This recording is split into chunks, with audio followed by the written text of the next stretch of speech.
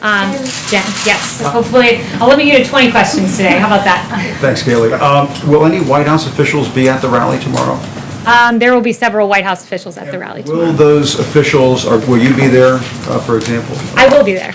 Will you and other White House officials be wearing masks at the rally? It's a personal choice. I won't be wearing a mask. I can't speak for my colleagues. And why won't you wear a mask? Is it sort of a personal political statement? Is it because the president would be disappointed in you if you don't wear a mask?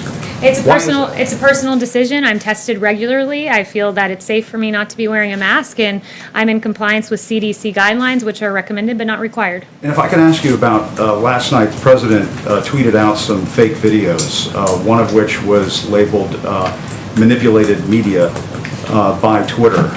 Why is the president sharing fake videos on Twitter about two toddlers who are obviously showing a lot of love for one another? It seems as though he's exploiting children to make some sort of crass political point. Why is he sharing fake videos? He was making a point about CNN specifically. He was making a point that CNN has regularly taken him out of context, that in 2019, CNN misleadingly aired a clip from one viewpoint repeatedly to falsely accuse the Covington boys of being, quote, students in MAGA gear harassing a Native American elder. That's a harassing video, a misleading video about children that had really grave consequences for their future. So you're saying it's okay to exploit two toddlers hugging one another on a sidewalk to make some sort of political point. As you know, the president has described members of the press as fake news during the course of this administration.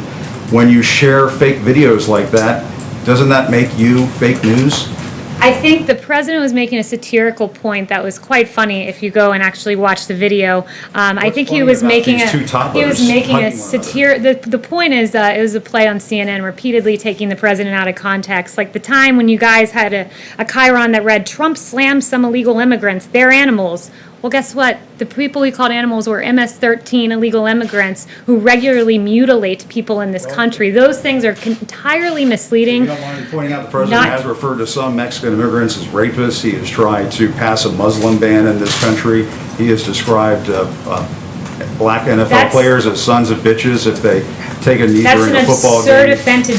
That's an absurd attempt to justify the misleading headlines that are regularly on your network. Like I was just walking in, watching CNN as they lauded the quote rallies in the streets.